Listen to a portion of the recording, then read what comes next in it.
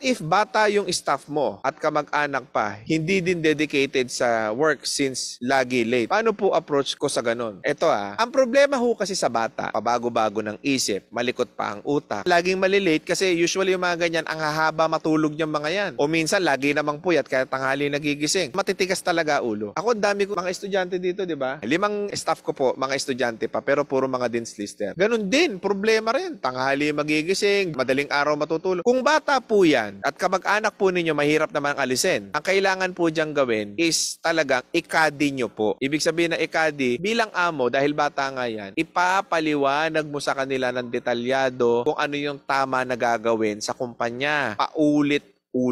Paulit-ulit. Unti-untiin nyo lang, tsatsagain nyo lang yung mga bata. Kumbaga, being a boss, you should be the guide ng empleyado mo. Kasi normal na mapaglaro utak niyan. Medyo mo jowa, nandyan na nag-ML, nandyan na nagko-computer. Normal na ganun eh. Paulit-ulit lang. Redundancy lang talaga ang susi dyan. Pero maniwala po kayo, pag napagana nyo yung mga kabataan na yan, dahil mas full of energy sila, na-inspire talaga sila, yung talagang sabik silang pumasok araw-araw, maniwala po kayo. Mas masarap po silang katrabaho kaysa dun sa mga may edad na. Pero pagka talagang hindi mo na kaya, sir, paulit-ulit na ako hindi talaga kaya. Ugali na ng tao yun. So, ibig sabihin, hindi talaga siya suitable at fit sa trabaho. Pagka ganyan, ibukod nyo po ng usap yan, pwede nyo lang alisin. Paano natin maia-unleash yung potential nila bilang empleyado? First thing that you have to do, tignan mo, tatakbo ang buwan, tatakbo ang taon. Tignan mo kung ang ugali niyan is consistently loyal, consistently hardworking, consistently dedicated sa trabaho. Kapag nakita mo yung traits at characteristic na yan, that is the sign. Ito na yung taong pwede kong bigyan ng skills, turuan. Ito na yung taong pagagalingin ko. Second thing that you have to do is that hayaan mo siyang magkamali pero with your guidance. Bakit with your guidance? Kasi dyan siya matututo. Halimbawa, sales. Dati ikaw ang nagbebenta. Pagbentahin mo, magkakamali yan ang sasabihin sa kliyente pero nandun ka para itama siya. Paano ko siya itatama, sir, sa harap ng kliyente? Pagkatapos siya magsalita, ipapaliwanag mo lang ulit. So, pag naipaliwanag mo na ng mas tama doon sa customer mo, yung tamang paliwanag nakukuha ngayon ng taong pinagtitiwalaan mo. Dahil nakukuha ng tamang pinagtitiwalaan mo, nalileverage mo siya, naduduplicate mo siya. Gumagaling yung tao mo. Dahil gumagaling yung tao mo, ang mangyayari dyan is yung empleyado mo gaganahan na mag-discover ng mas maraming bagay para mag-improve siya. Ito pa yung isang kailangan yung gawin. Give them responsibilities. Imbis na ikaw, itong si command,